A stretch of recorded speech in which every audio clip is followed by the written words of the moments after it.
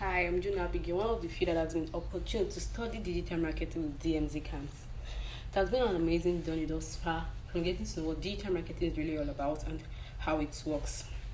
Before I started, I believe digital marketing is the buying and selling of products digitally with the use of internet. But now I've come to realize that digital marketing is not just about selling and buying of products online, but digital marketing it's an electric process of identifying, anticipating, and satisfying customers' interests profitably. The goal as a digital marketer is to satisfy our customers, and in doing so, we must do that profitably in order not to suffer loss. And also come to understand that to be a digital marketer, we must have the core knowledge of search engine optimization to make our purpose known to the world.